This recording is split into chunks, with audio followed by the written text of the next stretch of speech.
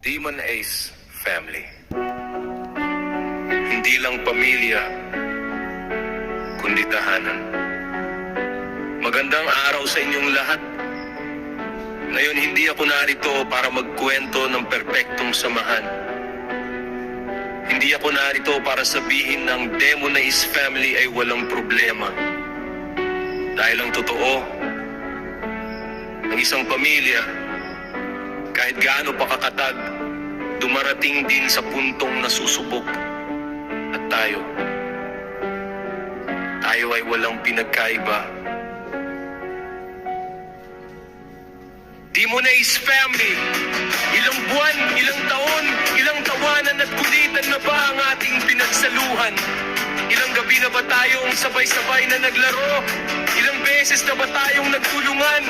Sa mga panahong may pinagdadaanan ng bawat isa, hindi na mabilang.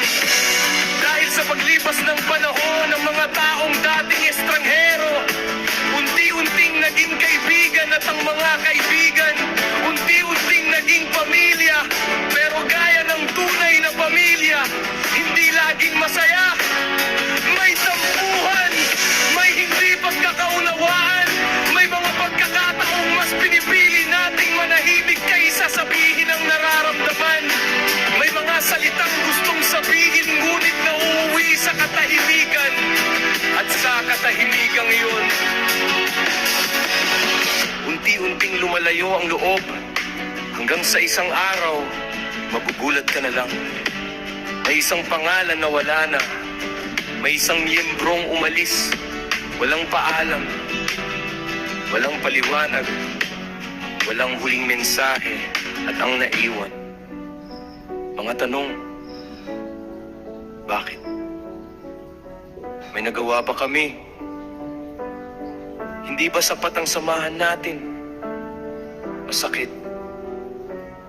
Dahil hindi naman sila basta miyembro lang. Parte sila ng mga alaalang binuo natin.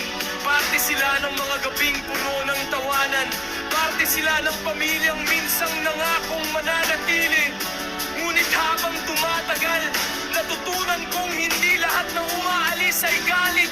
Hindi lahat ng umaalis ay may sama ng loob. Minsan, may sarili silang laban.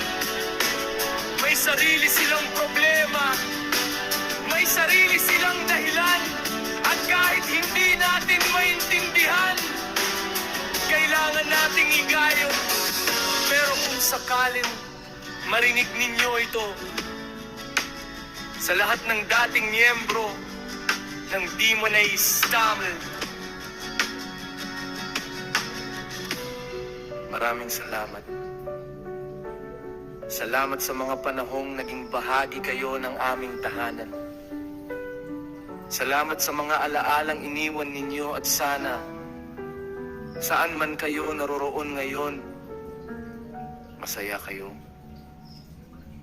Dahil dito sa Demon Ace Family, hindi namin kayo ituturing na kalaban, kundi parte pa rin ng aming kwento at para naman sa mga nananatili.